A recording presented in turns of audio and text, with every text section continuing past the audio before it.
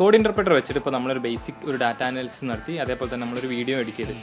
ഞാൻ ചോദിക്കട്ടെ, ഇപ്പോൾ എനിക്കൊരു എൻറ്റയർലി വീഡിയോ തന്നെ ChatGPT യൂസ് ചെയ്തിട്ട് ക്രിയേറ്റ് ചെയ്തെടുക്കാൻ പറ്റുമോ, സ്ക്രിപ്റ്റ് ഒന്നും കൊടുക്കാതെ? ChatGPT വെച്ച് നമുക്ക് ക്രിയേറ്റ് ചെയ്യാൻ പറ്റും. ChatGPTയിൽ നമുക്ക് GPT-4 പ്ലഗിൻസ് ആഡ് ചെയ്യാനുള്ള ഓപ്ഷൻ ഉണ്ട്. സോ ChatGPTക്ക് ചെയ്യാൻ പറ്റാത്ത കാര്യങ്ങൾ ഈ പ്ലഗിൻസ് നമുക്ക് ചെയ്തു തരും. അങ്ങനെയുള്ള ഒരു പ്ലഗിനാണ് ഈ വിസ്ല എന്ന് പറയുന്നത്. ഇപ്പോൾ ഞാനിവിടെ ഒരു പ്രോംപ്റ്റ് കൊടുക്കാം. Create A 1 minute explanation video about the impact of artificial intelligence mentions application in relevant field എന്നുള്ള ഒരു പ്രോംപ്റ്റ് ഞാൻ ജസ്റ്റ് ഒന്ന് കൊടുത്ത ശേഷം ഇവിടെ എൻ്റർ അടിച്ചു.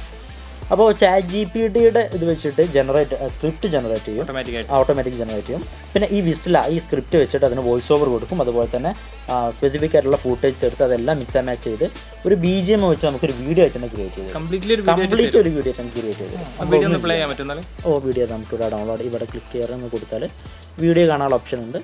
ഇതാണ് video. Artificial intelligence, or AI, is revolutionizing in healthcare. AI is transforming patient care and diagnostics.